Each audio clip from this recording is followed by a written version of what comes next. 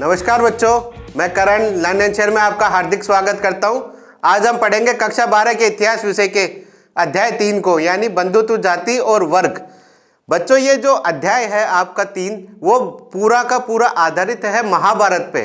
और महाभारत ऐसा शब्द है जिसको शायद ही कोई ऐसा बच्चा होगा जो नहीं जानता होगा, उसके बारे में नहीं सुना होगा कि महाभारत जो है वो क्या होती है, क्या है जो महाभारत है उसमें किसके बारे में बताया गया है।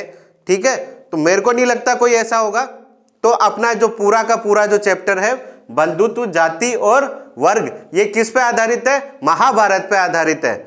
और आप लोगों को ने कोरोना फेस किया है, तो जो बच्चा ये नहीं जानता भी होगा महाभारत के बारे में, तो उन सब ने कोरोना पीरियड में जो सबसे ज्यादा जो सीरियल देखे गए थे, दिखाए गए थे, वो कौन से थे? एक तो रामायण और दूसरा महाभारत। तो महाभारत के बारे में, रामायण के बारे में उन्होंने वहां से भी जानकारी एकत्रित कर ली होगी। तो ये जो चैप्टर है ये पूरा का पूरा उसी महाभारत पे आधारित है कि उसमें किस तरीके से घटनाएं घटित हुई थी। तो इसमें जो घटनाएं घटित हुई थी उनमें हम कुछ ही चीजों पे बात करेंगे। और ये जो टॉपिक है आपका बंधुत्व, जाति और वर्ग, ये ऐसा टॉपिक है जिसको पढ़ने की जरूरत नहीं है। मेरा तो कहना यह है कि ये जो टॉपिक है ना, इसमें आप लोगों को कोई पढ़ने की जरूरत नहीं है। ये तो हमारे जो महाभारत के बारे में हम लोग बचपन से सुनते आ रहे हैं, उसमें क्या क्या बताया गया है, हमारी जो वर्ण व्यवस्था है वो किस तरीके की है, उन सब के बारे में हम लोगों को बचपन से बताया गया है। तो ये जो टॉपिक है ना, उसमें जितना लिखा हुआ है किताब में, उससे ज्यादा तो आप लोग अच्छे से जानते हो क्या है। लेकिन फिर भी क्या किताब देखते हो, अरे किताब में चैप्टर लिखा हुआ है, तो उसको हम लोग क्या है थोड़ा बहुत ज्यादा हाई ले लेते हैं, हाइपर हो जाता है। अरे कुछ नहीं आ रहा, ये वो लिखा हुआ, वो लिखा हुआ। ऐसा कुछ नहीं बच्चों, ये वो टॉपिक है जिसको आप लोग बचपन से सुनते आ रहे हो, जो हमारी रगों में बसा हुआ है। इन सब के बारे में, क्या बंधुत्व क्या होता है, जाति क्या होती है, वर्ग क्या होता है और महाभारत क्या होती है, उन सब के बारे में हम बहुत अच्छी तरीके से जानते हैं। ठीक है बच्चों, तो शुरू करते हैं हम चैप्टर आज का, बंधुत्व, जाति और वर्ग। और उससे पहले मैं आप लोगों को महाभारत के बारे में और थोड़ा सा बता देता हूं कि महाभारत जो थी वो किसके बारे में थी।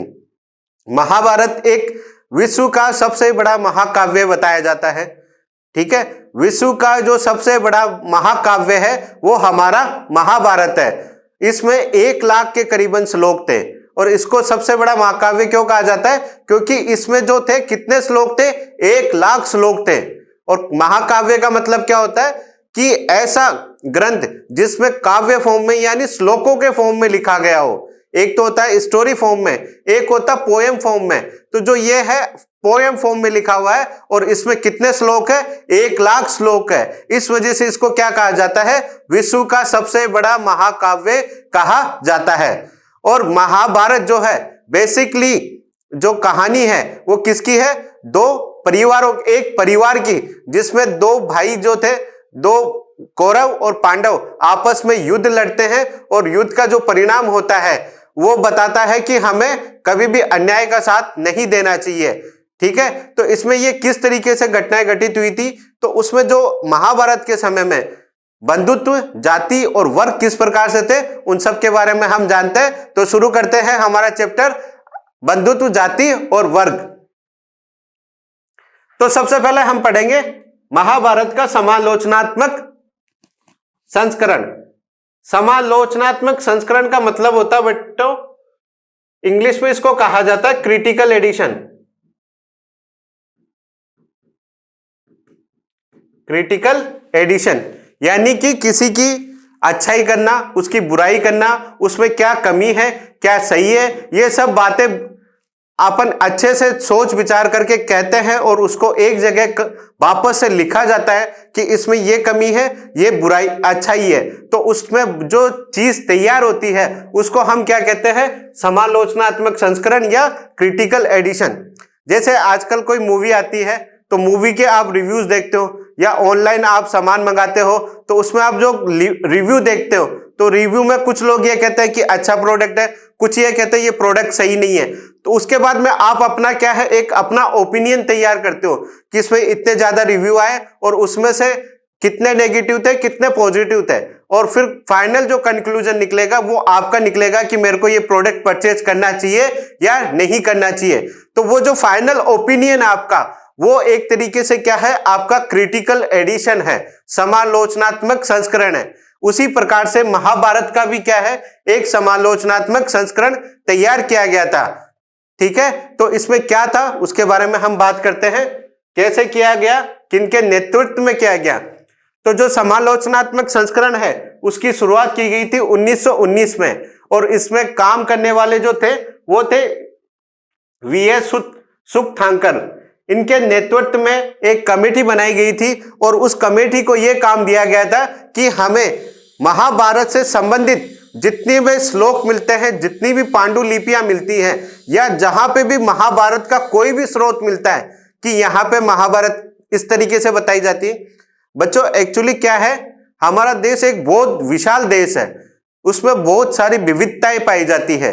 तो ये जो हमारे दो प्रमुख ग्रंथ है महाभारत और रामायण, उनके बारे में आप जब अलग अलग क्षेत्र में जाओगे तो अलग अलग भ्रांतियां प्रचलित है। उन्हीं भ्रांतियों में जो लोग हैं वो कुछ और बताते हैं, कहीं और जाओगे कुछ और बताएंगे। तो इसी तरीके से यहाँ पे इस कमेटी का काम ये था कि जहां पे भी हमें महाभारत से रिलेटेड जो भी अवशेष मिलते हैं, सॉरी अवशेष नहीं, जो भी रिटर्न में पांडुलिपियां मिलती है, या कोई भी और रिटर्न में स्रोत मिलता है, या वहां पे जो रहने वाले लोग हैं वो क्या बताते हैं, उन सब से रिलेटेड जो भी डेटा है उसको इकट्ठा करना, और इकट्ठा करने के बाद जितने भी हम लोगों के पास डेटा इकट्ठा हुए हैं उसका फिर फाइनल कंक्लूजन निकालना, और कंक्लूजन निकाल के एक नया एडिशन तैयार करना। यह काम दिया गया था वीएस सुकथांकर के नेतृत्व में कमेटी गठित की गई थी, जिसको कहा गया है समालोचनात्मक संस्करण तैयार करने वाली कमेटी। ठीक है, तो इसमें महाभारत से रिलेटेड कई जो संस्कृत के विद्वान थे उन लोगों को इसमें शामिल किया गया था, और इसमें मेन काम क्या था, संस्कृत पांडुलिपियों को एकत्रित करने का। पांडुलिपियों को हम लोग इंग्लिश में कहते हैं मैन्युस्क्रिप्ट।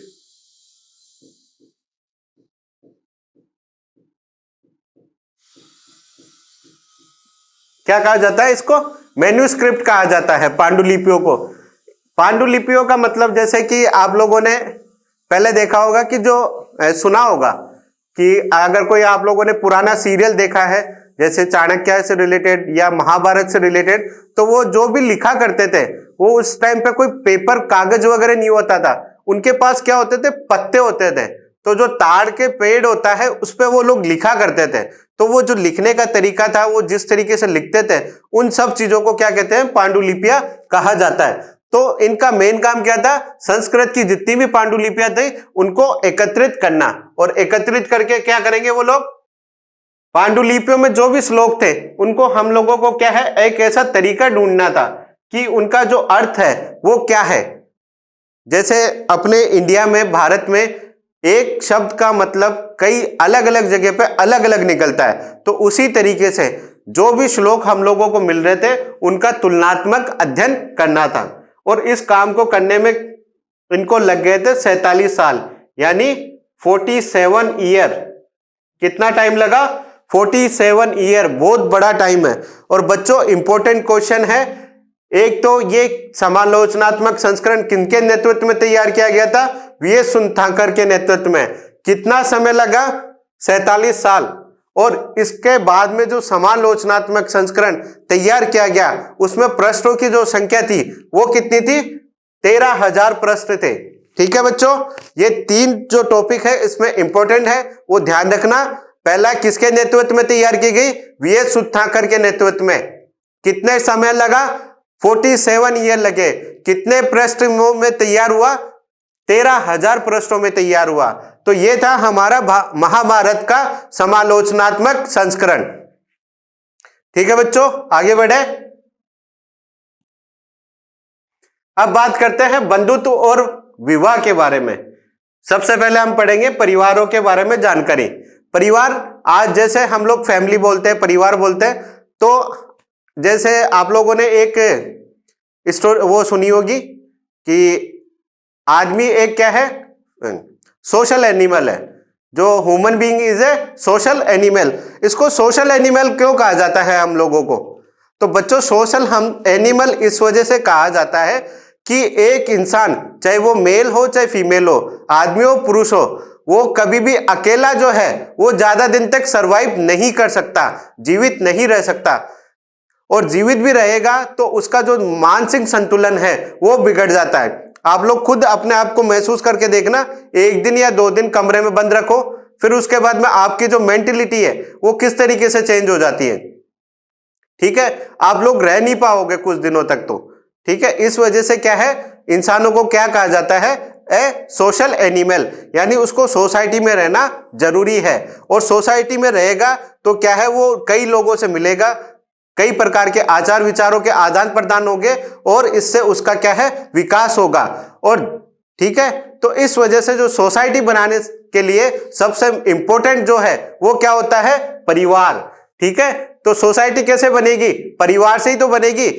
ऐसे थोड़ी कि केवल सोसाइटी बना दो, हम अकेले हैं, हमारा कोई परिवार नहीं है, बाकी सबका परिवार है। नहीं बच्चों, सोसाइटी की जो शुरुआत है वो कहां से होगी, फैमिली से होगी। तो फैमिली होगी, परिवार होगा, तभी तो सोसाइटी बनेगी। तो इस वजह से महाभारत के समय में भी परिवारों का एक इंपॉर्टेंट रोल था। तो उनके बारे में हम जानकारी प्राप्त करते हैं। तो सभी परिवार एक जैसे नहीं होते थे, जैसे कि परिवारजनों की गिनती, एक दूसरे से उनका रिश्ता और उनके क्रियाकलापों में भिन्नता होती थी। आज के टाइम पे भी हम लोग देखते हैं जो परिवार होते हैं उनकी जो साइज होती है अलग अलग होती है। किसी की फैमिली में 5 मेंबर होते हैं, किसी के में 10 होते हैं, किसी के में 2 ही होते हैं, किसी के में 3 होते हैं। तो ये एक साइज जो है वो वेरी कर रहा है, अलग अलग है।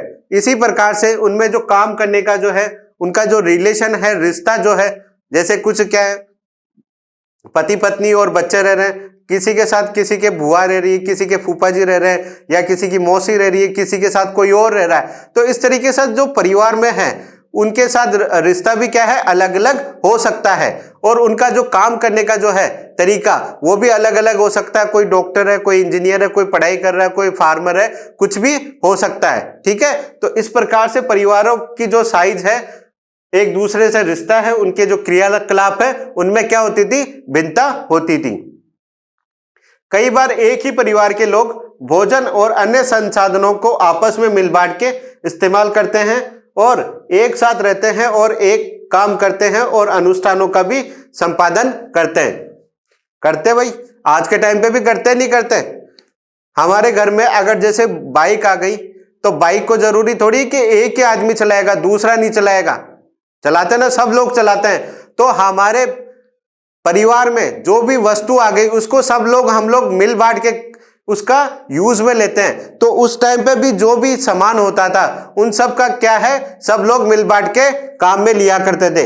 इसके अलावा अनुष्ठानों का संपादन, अनुष्ठानों का मतलब होता है कोई भी धार्मिक क्रियाकलाप, जैसे यज्ञ वगैरह करना या और किसी प्रकार के धार्मिक कार्यक्रम है, उनका निष्पादन भी क्या है, परिवार के लोग मिल बांट के करते थे।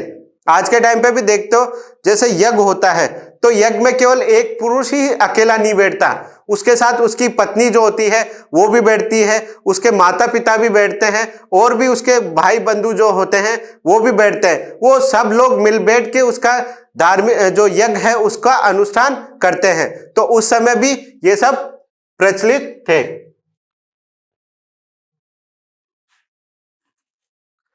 परिवार एक बड़े समूह का हिस्सा होते थे जिन्हें हम संबंधी कहते हैं। ठीक है बच्चों, परिवार क्या होते थे, एक बड़े समूह का हिस्सा होते थे जिन्हें हम क्या कहते थे, संबंधी कहा जाता था। तकनीकी भाषा का इस्तेमाल करें तो हम संबंधियों को जाति समूह कह सकते हैं ना। हम जिस जाति से हैं तो हमारे जो संबंधी होंगे वो भी उसी जाति के होते हैं। ऐसे थोड़ी अलग जाति के हैं कि हमारी जो कास्ट है, जाति है वो अलग है, हमारे जो रिलेशन में है उन लोगों की कास्ट है, जाति है अलग है, ऐसा तो नहीं है ना। हमारे जो संबंधी है उनको हम टेक्निकली लैंग्वेज में, तकनीकी भाषा में क्या कह सकते हैं, जाति समूह कह सकते हैं। ठीक है, आगे बढ़े। परिवार रिश्ते नैसर्गिक और रक्त संबंध माने जाते थे। जो परिवार में जो रिश्ते होते थे वो कैसे होते थे, रक्त संबंधी, यानी ब्लड रिलेशन होता था। आज के टाइम पे जैसे देखिए हम लोग कि जो फादर है उनके बाद में हम लोग हैं, तो हमारा और फादर के बीच में कैसा रिलेशन है, ब्लड रिलेशन है या नहीं, खून का रिश्ता है या नहीं है। तो जो रिश्ते बनते हैं वो किससे बनते हैं? परिवार जो बनता है वो किससे बनता है? खून के रिश्तों से बनता है, रक्त संबंधों से बनता है, ब्लड रिलेशन से बनता है। कुछ समाजों में भाई बहन जैसे चचेरे मौसेरे आदि से खून का रिश्ता माना जाता है, किंतु अन्य समाज में ऐसा नहीं है। होता है बच्चों ऐसा, आज भी होता है कि जो हमारे भाई बहन है, जैसे हमारे चाचा के लड़का, मौसी का लड़का लड़की, तो वो क्या है? हमारे भाई बहन ही होते हैं। चाचा ताऊ के जो लड़के हो गए, लड़कियां हो गई, वो हमारे भाई बहन है। मौसी के, बुआ के, फूफा जी के, इनके जो लड़के लड़कियां हैं वो हमारे क्या होते हैं? भाई बहन ही होते हैं। और उनके साथ हमारा कैसा रिलेशन है? ब्लड रिलेशन है। लेकिन कुछ ऐसे समाज भी हैं जिनमें इनको खून का रिश्ता नहीं माना जाता। ठीक है, उस समय भी ऐसा था कि जहां पे हमारे जो मौसेरे चचेरे भाई बहन जिनको हम कजन बोलते हैं, उनके साथ हमारा खून का रिश्ता है, लेकिन कुछ ऐसे समाज थे जो ये नहीं मानते थे। संस्कृत ग्रंथों में कुल शब्द का प्रयोग परिवार के लिए और जाति का बांधवों के बड़े समूह के लिए प्रयोग किया गया है। इंपॉर्टेंट बात है बेटो कि संस्कृत ग्रंथों में कुल शब्द का प्रयोग किसके लिए किया गया है? परिवार के लिए किया गया है। और जाति का प्रयोग किसके लिए किया गया है? बांधवों के बड़े समूह के लिए। बांधवों का मतलब होता है भाई बहन का जो समूह होता है, उसके बड़े समूह को क्या कहा जाता है? जाति कहा जाता है। कुल का मतलब होता है एक परिवार, और जाति का मतलब होता है बहुत सारे परिवार। एक ही कैटेगरी के बहुत सारे परिवार क्या कहलाते हैं? जाति समूह कहलाते हैं। और एक परिवार क्या कहलाता है? कुल कहलाता है ना? ठीक है, यहां तक कोई दिक्कत है आप लोगों को? दिक्कत तो आनी ही नहीं चाहिए, क्योंकि टॉपिक ऐसा है जिसको हम लोग किताब से ज्यादा वैसे ही जानते हैं। जानते हो नहीं जानते हो? महाभारत के बारे में जानते हो, जाति के बारे में जानते हो, आप लोग वर्ण व्यवस्था क्या होती है उन सब के बारे में अच्छे से जानते हो। तो बस वो जो किताब में देखते हो, अरे ये आ गया वो आ गया, उसमें आपको हेडेक ही नहीं लेनी। आप केवल ये सोचो, उसका एक प्रैक्टिकली फॉर्म है आपके पास में। साइंस में होता है ना, जैसे प्रैक्टिकल करके दिखाते हैं तो ज्यादा समझ में आता है। तो ये वाला टॉपिक ही ऐसा है जो प्रैक्टिकल है, आप लोग बचपन से देखते आ रहे हो, तो इसमें तो आप लोगों को कोई दिक्कत ही नहीं होनी चाहिए।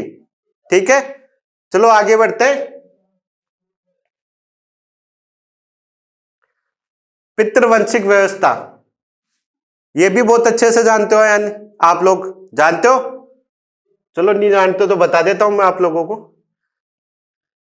इंपॉर्टेंट चीज है, वन लाइन में जो क्वेश्चन आते हैं उनमें ये पूछा जाता है, पितृवंशिकता क्या होती है, मातृवंशिकता क्या होती है। जैसे पहले के जमाने में राजा महाराजाओं का शासन होता था, तो राजा के बाद में उसकी मृत्यु के बाद में उसका पुत्र, उसके बाद में उसका पुत्र, उसका पुत्र, इस तरीके से वो राजा बनते थे। तो इस प्रकार की जो व्यवस्था होती है उसको क्या कहा जाता है? पितृवंशिकता कहा जाता है। ठीक है, पितृवंशिकता का अर्थ है वह वंश परंपरा जो पिता के बाद पुत्र, फिर पौत्र, प्रपौत्र आदि से चलती है। ठीक है, पिता के बाद में उसका बेटा, उसका बेटा, उसका बेटा, तो इस तरीके से जो परंपरा चलती आ रही है उसको हम क्या कहेंगे? पितृवंशिकता कहेंगे। और मातृवंशिकता, मातृ यानी माता, तो माता के बाद में उसकी बेटी, उसकी बेटी, उसकी बेटी, तो इस तरीके से जो परंपरा चलती आ रही है, वंश आधारित परंपरा है, उसको हम क्या कहेंगे? मातृवंशिकता कहेंगे। मातृवंशिकता शब्द का इस्तेमाल हम तब करते हैं जब वंश परंपरा मां से जुड़ी हो। किससे जुड़ी हो? मां से जुड़ी हुई है। यानी मां के मृत्यु के बाद में उनके जो संसाधन अवेलेबल है उन पे किसका अधिकार होगा? उसकी पुत्री का अधिकार होगा। उसके बाद में उसकी पुत्री का, उसके बाद में उसकी पुत्री का, तो इस प्रकार से जो व्यवस्था चलेगी तो वो क्या कहलाएगी? मातृवंशिकता कहलाएगी। और पितृवंशिकता पिता की मृत्यु के बाद में सभी संसाधनों का इस्तेमाल या अधिकार किसका होगा? पुत्र का, उसके बाद उसके पुत्र का, उसके बाद उसके पुत्र का। ऐसा ही होता है ना? होता है, तो फिर इसमें दिक्कत ही क्या है? बहुत इजी टॉपिक। चलो आगे बढ़ते हैं। पितृवंशिकता में पुत्र पिता की मृत्यु के बाद उसके संसाधनों पर अधिकार जमा सकते हैं। ठीक है, इसको हम क्या कहते हैं? पितृवंशिकता कहते हैं। ठीक है, अधिकतर राजवंश लगभग 6वीं शताब्दी ईसा पूर्व से कौन सी प्रणाली यूज करते थे? पितृवंशिकता प्रणाली का अनुसरण करते थे। ठीक है, हालांकि इस परंपरा में भिन्नता भी पाई गई है कहीं पे, ठीक है। पितृवंशिकता यानी राजा की मृत्यु के बाद में उसका पुत्र ही राजा बनेगा, ये कंफर्म था, ठीक है। लेकिन कुछ जगह पे क्या है, इसमें भिन्नता पाई गई है। महाभारत आप लोगों ने देखी होगी तो तब आप लोगों को पता चलेगा कि इसमें कुछ भिन्नताएं भी देखी गई है। जैसे आप लोगों ने पांडवों के बारे में सुना है, 5 पांडव थे, युधिष्ठिर, भीम, अर्जुन, नकुल और सहदेव। ये 5 क्या थे, पांडव थे, और एक तरफ क्या थे, 100 कौरव थे। तो ये इनमें लड़ाई क्यों हुई थी, उसकी मुख्य वजह जो ये थी, यहां पे क्या पाई गई थी, पितृवंशिकता में भिन्नता पाई गई थी। होता क्या है, जो पांडवों के पिताजी थे उनका नाम था पांडु, और पांडु के बड़े भाई थे धृतराष्ट्र जो कौरवों के पिता थे, ठीक है। तो जो धृतराष्ट्र थे वो जन्मजात अंधे थे, वो देख नहीं सकते थे। तो वो बड़े होने के बावजूद उनको उनकी पिता की मृत्यु के बाद में राजा नहीं बनाया गया था, क्योंकि वो अंधे थे, देख नहीं सकते थे। इस वजह से राजा किसको बना दिया गया, छोटे भाई पांडु को। और इस वजह से वहां पे क्या होता है, ये परंपरा जो है वो टूट जाती है, और टूटने के बाद जब कौरवों के जो कौरव आते हैं, कौरवों में सबसे बड़ा जो रहता है वो दुर्योधन रहता है। वो ये चाहता है कि ये जो राज पांडवों का है वो पांडवों को ना मिलके मेरे को मिल जाए। इस वजह से वो क्या है, युद्ध होता है, महाभारत होती है, ठीक है। ज्यादातर जो राजवंश है पितृवंशिकता अपनाते हैं, लेकिन यहाँ पे कुछ सिचुएशन ऐसी थी महाभारत में, उसमें भिन्नता पाई गई, और उसी की वजह से आखिर में महाभारत होती है, ठीक है। आगे बढ़ते हैं। कभी पुत्र न होने पर एक भाई दूसरे का उत्तराधिकारी हो जाता, तो कभी बंधु बांधव सिंहासन पे अपना अधिकार जमाते थे। होता था ना, जैसे किसी के राजा के पुत्र नहीं है तो वो क्या है, अपने उसकी मृत्यु के बाद में उसके भाई को या किसी और को वो राजा नियुक्त कर जाता था, या उसकी मृत्यु के बाद में किसी ने अपना अधिकार जमाते थे। तो ये क्या थी, एक प्रकार से पितृवंशिकता में भिन्नता पाई जाती थी, ठीक है। तो इसमें कोई दिक्कत है आप लोगों को? मेरे हिसाब से तो नहीं होनी चाहिए, ठीक है। कोई दिक्कत? चलो आगे बढ़े। अगला टॉपिक अपना विवाह के नियम। तो देखो ये क्या बात हो रही है, विवाह के नियम, ठीक है। तो क्या है विवाह के नियम, उनके बारे में जानकारी लेते हैं। तो आज के टाइम पे भी आप लोग जानते हो हमारे समाज में किस प्रकार से विवाह से संबंधित नियम बनाए हुए हैं। जैसा कि एक ही कास्ट की लड़की होनी चाहिए या लड़का होना चाहिए। परिवार में जो गोत्र प्रणाली है कि जैसे किसी का गोत्र शर्मा है, किसी का कुछ और है, किसी का कुछ और है, तो सबका अपना अपना गोत्र है। उस गोत्र के आधार पे रिश्ता तय किया जाता है कि ये गोत्र नहीं होना चाहिए एक दूसरे का, ये वाला गोत्र नहीं होना चाहिए। कुछ के ऐसा है कि खुद का माता का ये गोत्र से भिन्न गोत्र के लड़का या लड़की होना चाहिए। इस प्रकार से हमारे समाज में अभी के टाइम पे भी इस प्रकार से विवाह से संबंधित नियम बने हुए नियम बने हुए। शादी की बात करते हैं, देखो चेहरे पे रौनक आने लगती है लोगों के। चलो क्या क्या है उसके बारे में बात करते हैं। यहाँ पे महाभारत के समय में कौन कौन से नियम थे उसके बारे में बात करें। जहां पितृवंश को आगे बढ़ाने के लिए पुत्र महत्वपूर्ण थे, वहां इस व्यवस्था में पुत्रियों को अलग तरीके से देखा जाता था। पहले के टाइम पे महाभारत के समय में जो सबसे इंपॉर्टेंट जो माना जाता था पुत्र और पुत्रियों में, किसको माना जाता था? पुत्र को माना जाता था। क्योंकि पुत्र के बाद पिता की मृत्यु के बाद में उसके संसाधनों पे अधिकार किसका होता था? पुत्र का होता था। पुत्र ही वंश को आगे बढ़ाने का काम करता है, ये उन लोगों की मान्यता थी। तो इस वजह से इसको महत्वपूर्ण माना जाता था पुत्र को, और पुत्रियों को अलग दृष्टि से देखा जाता था। पैतृक संसाधनों पर पुत्रियों का कोई अधिकार नहीं होता था, ठीक है। पैतृक संसाधन यानी पिता के जो संसाधन है उस पर पुत्रियों का किसी भी प्रकार का अधिकार नहीं होता था। किसका अधिकार होता था? पुत्र का होता था। अपने गोत्र से बाहर उनका विवाह कर देना ही अपेक्षित था। यानी कि जैसे सपोज करो किसी का गोत्र है शर्मा, तो उसके शर्मा के अलावा जो गोत्र होते हैं उसमें उनका क्या है? विवाह किया जाता था, ठीक है। तो अपना जो गोत्र है उसके अलग जो गोत्र में उनका विवाह किया जाता था। और क्या नियम होते थे शादी के? यहां पे एक बहिर्विवाह पद्धति थी। बहिर्विवाह पद्धति का मतलब ऐसा होता है कि अपने कुल के, अपने गोत्र के बाहर किसी और गोत्र में शादी करना बहिर्विवाह पद्धति कहलाता है। ठीक है, इस प्रथा को बहिर्विवाह पद्धति कहते हैं। इसका तात्पर्य है कि ऊंची प्रतिष्ठा वाले परिवारों की कम उम्र की कन्याओं और स्त्रियों का जीवन बहुत सावधानी से नियमित किया जाता था, जिससे उचित समय और उचित व्यक्ति से उनका विवाह किया जा सके। ठीक है, तो बहिर्विवाह पद्धति का मतलब क्या होता है? अपने कुल, अपने गोत्र के बाहर शादी करना, वो क्या कहलाता था? बहिर्विवाह पद्धति कहलाता था। ठीक है, इसके अलावा इसका प्रभाव यह हुआ कन्यादान यत्न, अर्थात विवाह में कन्या को भेंट को पिता का महत्वपूर्ण धार्मिक कर्तव्य माना जाता था। यानी कि कन्यादान, कन्या का दान करना एक पिता के लिए सबसे महत्वपूर्ण कार्य माना जाता था। ठीक है, जिसके भी कन्या होती थी उसका दान कर दिया जाता था। यानी आज भी करते ना, शादी के बाद में लड़की किसके घर जाती है?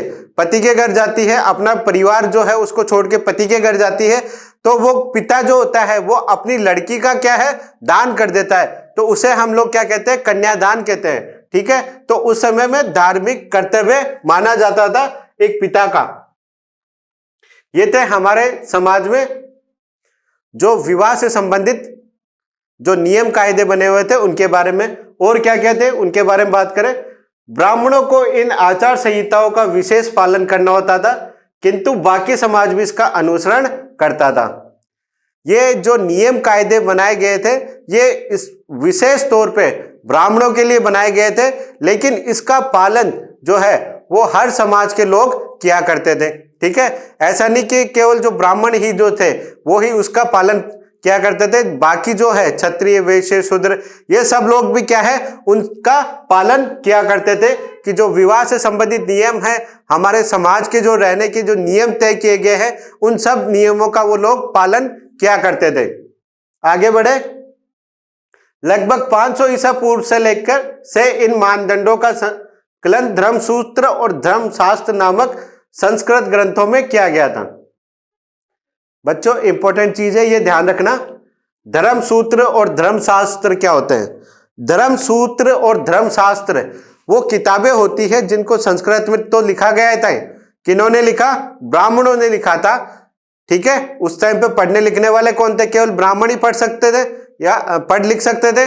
लिखने का काम ब्राह्मणों का ही था, पढ़ने लिखने का काम जो था वो ब्राह्मणों का था। और उन्होंने एक समाज में रहने के लिए कुछ नियम कायदे तय किए थे और उन नियम कायदों का एक संकलन किया गया था। उन संकलन को क्या कहते हैं? धर्मसूत्र और धर्मशास्त्र। आजकल जैसे किसी भी आप कंपनी में काम करते हो तो कंपनी में आप जहां पे स्कूल जाते हो तो उस स्कूल के क्या है कुछ नियम कायदे तय किए गए हैं। उन नियम कायदों को आप लोगों को फॉलो करना पड़ता है और जो नियम कायदे हैं उनको हम लोग कहते हैं गाइडलाइंस। और उसकी जो आपकी स्कूल है उसके में रिटर्न में लिखा हुआ है तो उसको गाइडलाइन कहा जाता है, नियम कहे जाते हैं। तो जो नियम होते थे उनको उस समय जो संकलन किया गया जिस बुक में किया गया तो उस बुक को क्या नाम दिया गया? धर्मसूत्र और धर्मशास्त्र। और इनमें भी बच्चों सबसे जो महत्वपूर्ण जो है कौन सा धर्मसूत्र है या धर्मशास्त्र है? वो है मनुस्मृति। और मनुस्मृति कब लिखी गई थी? इंपॉर्टेंट है, ध्यान रखना। मनुस्मृति कब लिखी गई थी? 200 ईसा पूर्व से लेकर 200 ईस्वी तक। ठीक है, कितना समय लगा? 400 साल। एक किताब को लिखने में कितना समय लग गया? 400 साल लग गए थे। ये अच्छे से ध्यान रखना, मनुस्मृति कब लिखी गई थी? 200 ईसा पूर्व से लेकर 200 ईस्वी तक। एमसीक्यूज आएंगे आपके, उसमें ये पूछा जाता है मनुस्मृति कब लिखी गई थी। और मनुस्मृति उस समय आज जैसे कॉन्स्टिट्यूशन का काम करते हैं ना, हमारे नियम कायदे किसमें हैं, शासन किस तरीके से चलाया जाता है, वो सब किस में लिखा हुआ है? कॉन्स्टिट्यूशन में, संविधान में लिखा हुआ है। तो उस समय जो संविधान जो हुआ करते थे वो क्या होते थे? ये धर्मसूत्र और धर्मशास्त्री ही होते थे। इनके अनुसार समाज जो है वो अपना काम करता था। ठीक है, उसमें सबसे इंपॉर्टेंट जो है वो कौन सा है? मनुस्मृति। अब बात कर दे विवाह के प्रकार के। जो शादी के टाइप होते हैं ना, वो कितने प्रकार के होते हैं उनके बारे में बात करें तो जो टोटल शादी के जो टाइप बताए गए हैं वो कितने बताए गए हैं? धर्मसूत्रों में और धर्मशास्त्रों के अनुसार भारत में कितने प्रकार के जो विवाह है उनको स्वीकृति दी गई थी? तो 8 प्रकार के। कितने? 8 प्रकार। ये ध्यान रखना बच्चों, कितने प्रकार के विवाह के स्वीकृति दी गई थी? 8 प्रकार के दी गई थी।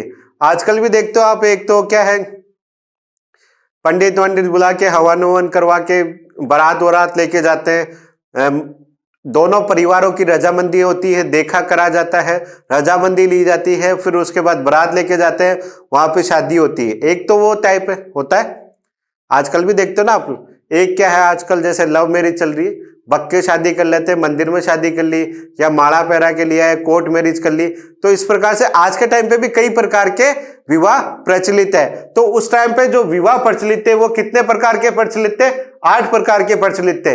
इनका एक सीक्वेंस तैयार किया गया था। जो 8 प्रकार थे ना, उनका एक सीक्वेंस ऑर्डर तैयार किया गया था, 1 2 3 4 5 6 7 8। तो इस तरीके से जो सीक्वेंस तैयार किया गया था उसमें फर्स्ट जो 4 थे, पहले जो 4 प्रकार के विवाह जो थे उनको उत्तम माना जाता था, बढ़िया माना जाता था। उस कैटेगरी में जो भी विवाह संपन्न होता था उसको एक अच्छा विवाह कहा जाता था।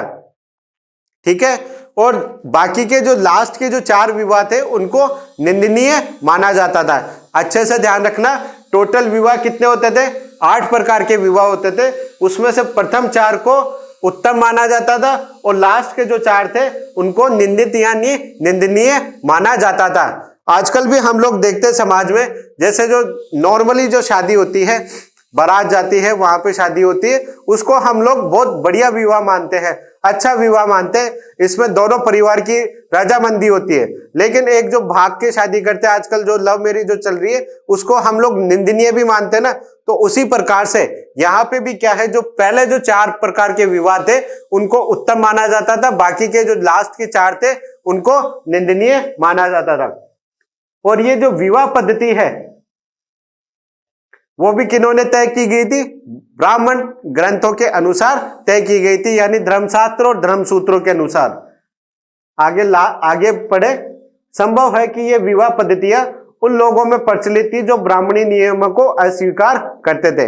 ये जो निंदित है, लास्ट के जो 4 विवाह है, ये उन लोगों में होते थे जो ब्राह्मणीय जो धर्म व्यवस्था बनी हुई थी, धर्म सूत्रों के अनुसार जो सामाजिक व्यवस्था बनी हुई थी, उनको मानने से इनकार करते थे। ठीक है, आए समझ में? कितने विवाह होते थे? 8 प्रकार के होते थे। पहले 4 उत्तम, लास्ट के 4 निंदनीय, निंदित। और ये जो है निंदित किन लोगों में होते थे? जो ब्राह्मणीय नियमों को नहीं मानते थे। आगे बात करें, यहां पे आपके लिए 4 डेफिनेशन है और अच्छे से ध्यान रखना कौन कौन सी है। पहली है अंतर्विवाह, बहिर्विवाह, बहुपत्नी प्रथा, एक बहुपति प्रथा।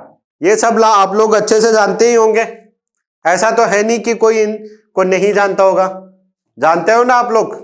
चलो नहीं जानते तो मैं बताता हूं ना, मैं किस लिए हूं फिर, है ना। चलो बात करते हैं अंतर्विवाह। तो अंतर्विवाह का मतलब होता है इसमें जो विवाह संबंध होंगे वो एक समूह के मध्य ही होंगे, यानी एक ही जाति के मध्य जो विवाह किए जाते हैं उनको क्या कहा जाता है? अंतर्विवाह कहा जाता है। ठीक है, आज के टाइम पे भी ये प्रचलित है ना। जनरली मोस्टली जो चीजें हैं, जो शादी है वो इसी पद्धति के अंतर्गत होती है। हम लोग जब शादी करते हैं तो वो ये देखा जाता है कि हम जितना हमारी कास्ट के अंदर ही शादी कर सके। ठीक है, यह समूह एक गोत्र, कुल अथवा एक जाति या फिर एक स्थान पे बसने वाले लोगों के हो सकता है। ठीक है, ये जो समूह है वो कौन सा हो सकता है? या तो एक गोत्र का होगा, या एक कुल का होगा, या एक स्थान पे रहने वाले लोगों का होगा, या एक जाति का होगा। यहां पे जो समूह का बात की गई है ना, तो ये जो समूह है वो कौन सा होगा? एक गोत्र का कुल हो सकता है, एक जाति का कुल हो सकता है या एक स्थान पे बसने वाले लोगों का समूह हो सकता है। उसको हम क्या कहेंगे? अंतःविवाह पद्धति कहा जाता है कि एक ही समूह के मध्य जो शादी होती है, जो विवाह संपन्न होता है, उसको हम क्या कहेंगे? अंतःविवाह पद्धति कहेंगे। उसके बाद आता है बहिर्विवाह। बहिर्विवाह यानी बाहर का, एक ही गोत्र या एक ही समूह के बाहर जो शादी की जाती है उसको क्या कहा जाता है? बहिर्विवाह पद्धति कहा जाता है। बहिर्विवाह गोत्र से बाहर विवाह करने को कहते हैं। किसको कहते हैं? अपने गोत्र के बाहर जो विवाह किया जाता है उसको क्या कहते हैं? बहिर्विवाह कहा जाता है। फिर है बहुपत्नी प्रथा। बहु यानी बहुत सारे, मल्टीपल, ठीक है। पत्नी यानी वाइफ, एक से ज्यादा। बहु यानी मोर देन वन, ठीक है, यानी एक से ज्यादा। जो प्रथा, जिस प्रथा के अंतर्गत एक से ज्यादा पत्नियां रखी जाती है उसे हम क्या कहते हैं? बहुपत्नी प्रथा कहते हैं, ठीक है। डेफिनेशन क्या है वो देखते हैं। बहुपत्नी प्रथा एक पुरुष की अनेक पत्नियां होने की सामाजिक परिपाटी है। यानी एक पुरुष के अगर एक से ज्यादा पत्नी है, उस प्रथा को हम क्या कहेंगे? बहुपत्नी प्रथा कहा जाता है। आगे बात करें बहुपति, तो जैसे ये यहाँ पे पत्नी थी तो यहाँ पे क्या हो गया? पति। तो यानी एक से ज्यादा पति, जिस महिला का एक से ज्यादा पति है तो उस परिपाटी को या उस प्रथा को हम क्या कहेंगे? बहुपति प्रथा। ऐसा कोई एग्जाम्पल आपकी नजर में? महाभारत पढ़ी है आप लोग? पढ़ी तो नहीं, आप लोगों ने देखी है, सुनी है, और कुछ ऐसे भी होंगे जिन्होंने पढ़ी भी है। अपने जो दादा है वो लोग पढ़ के सुनाते भी हैं, ठीक है, सुनाते ना, दादाजी पिताजी कईयों के सुनाते हैं। तो उसमें आप लोगों ने ये बहुपति वाला तो, पत्नी वाला तो बहुत सारे एग्जाम्पल है। पहले के टाइम पे जितने भी राजा थे उनके लगभग 2-3 रानियां तो होती ही थी, तो वो तो सारे क्या है? बहुपत्नी प्रथा के बहुत सारे एग्जाम्पल है। लेकिन बहुपति के आपको कुछ ही एग्जाम्पल देखने को मिलेंगे, और उनमें से सबसे जो फेमस है वो महाभारत में दिया गया है। कौन सा? द्रौपदी वाला। नाम सुना ना, द्रौपदी। जो द्रौपदी थी वो कौन थी? पांडवों की पत्नी। 5 पांडव थे, युधिष्ठिर, भीम, अर्जुन, नकुल और सहदेव। तो इनकी जो पत्नी थी उसको क्या कहते, कौन थी वो? द्रौपदी। और इसको हम क्या कहेंगे? बहुपति प्रथा कहेंगे। इसके एक से ज्यादा पति थे, यानी कितने पति थे टोटल? 5 पति थे। द्रौपदी के कितने पति? 5 पति थे। तो ये बच्चों ये 5 पति कैसे हो गए ऐसे? आप लोगों को कुछ आइडिया? चलो मैं बताता हूं आप लोग। होता क्या है, द्रौपदी का स्वयंवर आयोजित किया जाता है और उसमें एक मछली की आंख पर निशाना लगाने के लिए कहा जाता है। ये स्टोरी तो आप लोगों ने बहुत अच्छी तरीके से सुनी होगी। और उसमें क्या है, सब लोग पराजित हो जाते हैं। आखिरी में जो अर्जुन है वो बिना देखे, पानी में देख के मछली की आंख पर निशाना साधता है, और वो बिल्कुल सटीक निशाना साधता है। और साधने के बाद में अर्जुन का जो विवाह है किसके साथ हो जाता है? द्रौपदी के साथ हो जाता है, ठीक है। तो वो द्रौपदी को लेकर जाता है अपने घर पे, और घर तो कौन सा था उनका? उनको वनवास में भेज दिया गया था। तो वो वनवास में जहां पे भी रह रहे थे अपनी कुटिया बना के, तो वो वहां पे जाता है। तो वहां पे उनकी जो माता थी कुंती, वो क्या थी? पूजा पाठ कर रही थी, कि भगवान की आराधना कर रही थी। तो जब वो जाता है और अर्जुन कहता है कि माँ मैं आपके लिए कुछ लेके आया हूं, तो उसको ये लगता है कुंती को कि वो कोई वस्तु लेके आया है। उसको ये नहीं पता था कि वो पत्नी लेके आया है। तो उसके मुख से ये निकल जाता है, जो भी लेके आए हो उसको 5 भाइयों में बांट लो। क्या कहती है वो? जो कुंती है, पांडवों की माता, वो ये कहती है कि जो भी वस्तु लेके आए हो उसको 5 में बांट लो। तो ये पॉसिबल नहीं था, लेकिन फिर भी माता की आज्ञा का अनादर नहीं कर सकते थे। तो इस वजह से अर्जुन ने अपनी पत्नी को 5 भाइयों में बांट लिया, और इस प्रकार अर्जुन के साथ साथ उनके 4 भाई जो थे उनकी भी शादी की जाती है द्रौपदी के साथ। और इस प्रकार से द्रौपदी के कितने पति हुए? 5 पति हुए। इस वजह से द्रौपदी को क्या कहा जाता है? पांचाली भी कहा जाता है, यानी 5 पतियों वाली, ठीक है। क्या कहते हैं? पांचाली, 5 पतियों वाली। ठीक है, आगे बढ़े। चलो अब बात करते हैं स्त्री का गोत्र। ठीक है, ये भी ऐसा है जिसके बारे में आप जानते हो, जानते हो नहीं जानते हो? अरे बहुत अच्छी तरीके से जानते हो आप लोग। मैंने स्टार्टिंग में ही ये कहा था कि इसमें जो भी चीजें हैं वो हम बचपन से देखते हैं, बचपन से सुनते हैं, इसमें कुछ पढ़ने लायक ही नहीं है। बहुत इंटरेस्टिंग है। इसमें आप बस जो प्रैक्टिकल है, हमारे सामने जो हो रहा है उस चीज को ऑब्जर्व करना है, देखना है, वही तो सारी बातें इसमें लिखी गई है। अब बात करें स्त्री गोत्र की। स्त्री गोत्र में क्या होता है, क्या नियम है स्त्रियों के गोत्र के? तो स्त्रियों के गोत्र के ये नियम है ना कि पहले तो वो पिता का सरनेम, शादी से पहले जब महिला होती है वो पिता का जो सरनेम है, गोत्र है, उसको अडॉप्ट करती है, मानती है। और शादी के बाद में वो अपना गोत्र चेंज करके किसका गोत्र मानने लगती है? पति का गोत्र लगाने लगती है। जैसे सपोज करो कोई पहले शर्मा थी और उसके बाद में उसने शादी किसी और से कर ली, तो वो क्या हो गए, वो उसका गोत्र लेने लग जाएगी, अडॉप्ट करने लग जाएगी। तो ये नियम है या नहीं है आज के टाइम पे? है ना? तो वही नियम उस टाइम पे थे, हम लोग भी महाभारत को फॉलो ही कर रहे हैं। चलो गोत्र से संबंधित और क्या महत्वपूर्ण बातें हैं उनके बारे में बात करें तो एक ब्राह्मणी पद्धति जो लगभग 1000 ईसा पूर्व के बाद में प्रचलन में आई, वह लोगों को गोत्रों में वर्गीकृत करने की थी। ठीक है, कास्ट में तो हम लोग वर्गीकृत है ही, कास्ट के साथ साथ में हम लोग किसमें और में वर्गीकृत है? वो है गोत्र। ठीक है या नहीं है? गोत्र में वर्गीकृत है ना, कि एक ही कास्ट के होने के बावजूद भी हम लोगों के जो गोत्र है वो अलग अलग है। तो ये कहां से चली आ रही है परंपरा? महाभारत के टाइम से। और कब से? लगभग 1000 ईसा पूर्व से। ठीक है, अब ये गोत्र क्या होते हैं वो उसकी बात करें तो जो गोत्र होते हैं वो एक वैदिक ऋषि के नाम पे होते हैं। जो भी दैविक ऋषि होता है उसके क्या माने जाते हैं? वंशज माने जाते हैं। जैसे जो भी गोत्र आप लोग यूज कर रहे हो उस गोत्र का कहीं ना कहीं हमारे जो वेद है, 4 जो वेद है, यजुर्वेद, सामवेद, ऋग्वेद और अथर्ववेद। ठीक है, पहला ऋग्वेद, यजुर्वेद, सामवेद और अथर्ववेद, 4 जो हमारे वेद है उनमें कहीं ना कहीं पे हमारे जो गोत्र से संबंधित जो नाम है, हमारा जो गोत्र है उस नाम का कोई ना कोई ऋषि था और उसके नाम पे आधार पे हमारा क्या बना दिया गया? गोत्र बना दिया गया। और हम जो सदस्य जो है उस गोत्र के, वो सारे क्या है? उस ऋषि के वंशज कहलाते हैं। ठीक है, प्रत्येक गोत्र का क्या होगा? एक वैदिक ऋषि के नाम पर होता है और उस गोत्र के सभी सदस्य वो ऋषि के वंशज कहलाते हैं। ठीक है, और गोत्रों के क्या है? 2 नियम है और वो क्या क्या है? जैसे अभी मैंने बताया, विवाह के पश्चात स्त्रियों को पिता के स्थान पे पति का गोत्र माना जाता है तथा एक ही गोत्र के सदस्य के साथ आपस में विवाह नहीं कर सकते।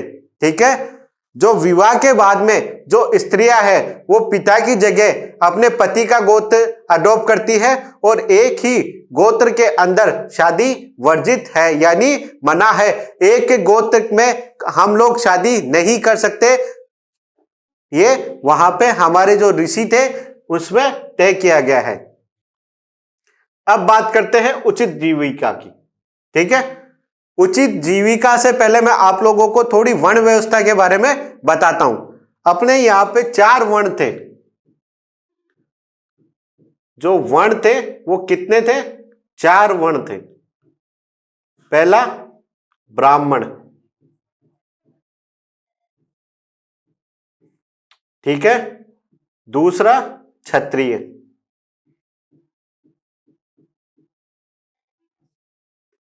तीसरा वैश्य और चौथा शूद्र। ठीक है बच्चों, अपने कितने वर्ण व्यवस्था थी? हमारे जो धर्म सूत्रों में जो वर्ण व्यवस्था का उल्लेख है उसके आधार पर कितने वर्ण व्यवस्था तय किए गए थे? ब्राह्मण, क्षत्रिय, वैश्य और शूद्र, 4 वर्ण तय किए गए थे। और उन चारों वर्णों का जो किस प्रकार के वो क्रियाकलाप करेंगे वो भी तय किया गया था। और जो क्रियाकलाप जो तय किए गए थे उन्हीं को हम क्या मानेंगे, उचित जीविका मानेंगे। यानी ब्राह्मणों का काम क्या होता था, क्षत्रियों का काम क्या होता था, वैश्यों का काम क्या होता था और शूद्रों का काम क्या होता था। जो काम तय किए गए थे यानी जिनके आधार पे उनका जीवन चल सकता था, जिनको सरवाइव करने के लिए जो काम करना जरूरी है। आजकल हम लोगों को सरवाइव करने के लिए कमाना जरूरी है ना, तो कमाने के लिए हम हमारी जो योग्यता है उसके अनुसार हम कमा सकते हैं, कोई भी काम कर सकते हैं। वो क्या है, जीविका का साधन हमारा। लेकिन उस समय में जो जीविका के जो साधन थे वो क्या थे, इन वर्णों के आधार पर तय किए गए थे। जो वर्ण है वो क्या होते थे, जन्मजात होते थे, जन्म आधारित होते थे। ठीक है, जो वर्ण होते थे वो क्या होते थे, जन्म आधारित होते थे। जिस वर्ण में आपका जन्म होता था वो आप उस वर्ण के अनुसार काम करते थे। आपकी जो जीविका का जो साधन है वो उस वर्ण के अनुसार तय होता था, ना कि आपकी योग्यता के आधार पे। ठीक है, तो ये हमारे 4 वर्ण थे। ध्यान रखना बच्चों, ये आपको सेकंड चैप्टर में भी बताया मैंने कि भारत में कितने वर्ण थे, अपने जो धर्म सूत्रों के अनुसार कितने वर्ण तय किए गए थे, 4 वर्ण तय किए गए थे, ब्राह्मण, क्षत्रिय, वैश्य और शूद्र। ठीक है, अब उनमें क्या क्या इनकी जीविका के बारे में बताया गया है उसके बारे में हम बात करें तो जो उचित जीविका है, उचित जीविका में भी किसकी के अनुसार बताया गया, धर्म सूत्रों और धर्म शास्त्रों के अनुसार चारों वर्गों के लिए, यानी वर्गों की जगह आप वर्ण लिख सकते हो, चारों वर्णों के लिए आदर्श जीविका से जुड़े नियम तय किए गए थे। अभी जो मैंने बताया 4 वर्ण, उनके संबंधित क्या क्रियाकलाप थे, क्या जीविका के साधन थे, वो भी किसमें तय किए गए थे, धर्म सूत्रों और धर्म शास्त्रों में तय किए गए थे। पहले जो सबसे पहले थे वो थे ब्राह्मण। तो ब्राह्मणों का कार्य क्या होता था, ब्राह्मणों का कार्य अध्ययन करना, वेदों की शिक्षा, यज्ञ करना और करवाना तथा उनका काम दान देना और दान लेना था।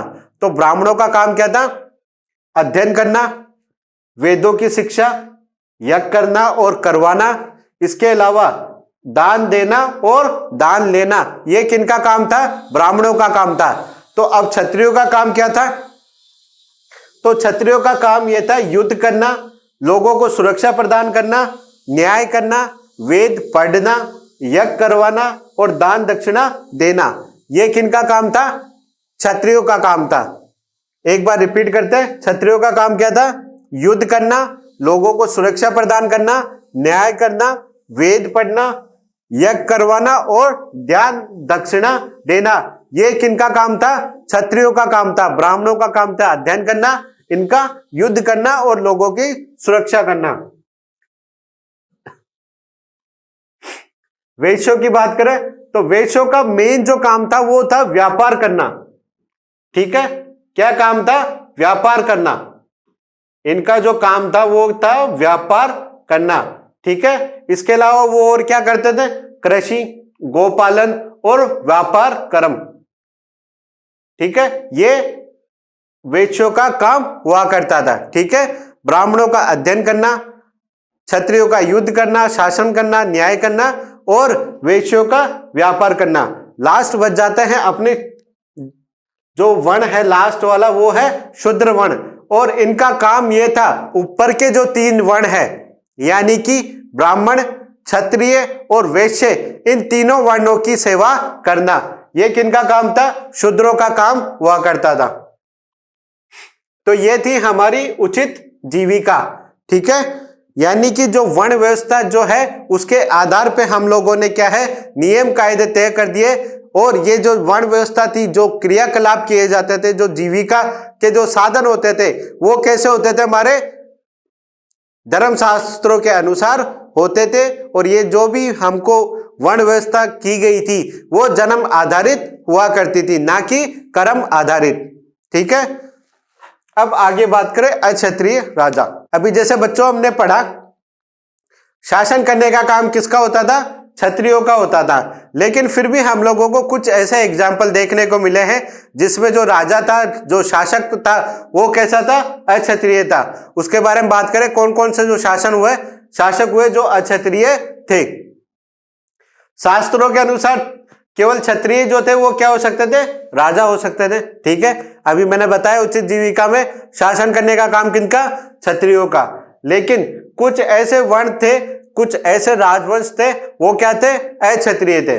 और उनमें सबसे इंपॉर्टेंट जो राजवंश था वो कौन सा था? मौर्य राजवंश था। मौर्य राजवंश को लेकर दो भ्रांतियां प्रचलित है। पहला है कि जो बौद्ध ग्रंथ है वो ये मानते हैं कि जो मौर्य जो वंश था वो कैसा वंश था? क्षत्रिय वंश था। लेकिन जो ब्राह्मणीय ग्रंथ है वो ये मानते हैं कि जो मौर्य वंश था वो कैसा था? शूद्र वंश था। ठीक है, जो बौद्ध ग्रंथ है वो मानते हैं वो कैसा था? क्षत्रिय वंश था। लेकिन ब्राह्मणी जो ग्रंथ है वो ये कहते हैं वो क्या थे? शूद्र थे, अक्षत्रिय थे। ठीक है, इंपॉर्टेंट चीज है बच्चों, ये ध्यान रखना कि मौर्य वंश के बारे में बौद्ध ग्रंथ क्या कहते हैं और ब्राह्मण ग्रंथ क्या कहते हैं। उसके अलावा दो वंश और हुए आपके, शुंग वंश, एक कर्ण वंश। ये दोनों भी क्या थे? मौर्यों के उत्तराधिकारी थे, यानी मौर्यों के बाद में इन्होंने शासन किया था। मौर्यों की समाप्ति इन लोगों ने ही की थी। जो मौर्य वंश के अंतिम जो राजा थे उनको मार के अपना एक वंश स्थापित किया था जिसका क्या नाम था? शुंग वंश। तो ये शुंग वंश और कर्ण वंश ये दोनों भी क्या थे? अक्षत्रिय थे। और कौन थे ये? ब्राह्मण थे। ठीक है, इसके अलावा सातवाहन कुल की बात करें, जो सातवाहन कुल था हमारे उत्तर पश्चिम में स्थित था और इसने भी भारत में बहुत ही बड़ा साम्राज्य स्थापित किया था। और उसके जो सबसे महत्वपूर्ण शासक थे वो थे गौतमीपुत्र सतकर्णी। इन्होंने अपने अभिलेख में ये माना है कि वो क्या थे? एक ब्राह्मण थे। गौतमीपुत्र सतकर्णी एक सातवाहन शासक थे और उन्होंने अभिलेख में ये माना है वो कौन थे? अक्षत्रिय थे, यानी वो ब्राह्मण थे। ब्राह्मण क्या होते? अक्षत्रिय होते। ठीक है, सातवाहन कुल में सबसे प्रसिद्ध शासक गौतमीपुत्र सतकर्णी ने स्वयं को अनूठा ब्राह्मण और क्षत्रियों को दर्प का हनन करने वाला बताया है।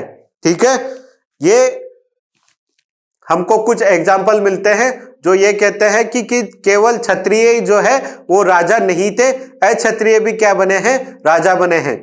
अपने जो जीविका पढ़ी उसमें ये कहा गया था जो क्षत्रिय है वो ही राजा बन सकते हैं, शासन कर सकते हैं। लेकिन हमें कुछ एग्जाम्पल भी मिले हैं। अच्छे से ध्यान रखना बच्चों। ये आगे बढ़ते हैं, जाति और सामाजिक गतिशीलता। ठीक है, क्या होता है? सामाजिक और जाति और सामाजिक गतिशीलता के बारे में जानते हैं।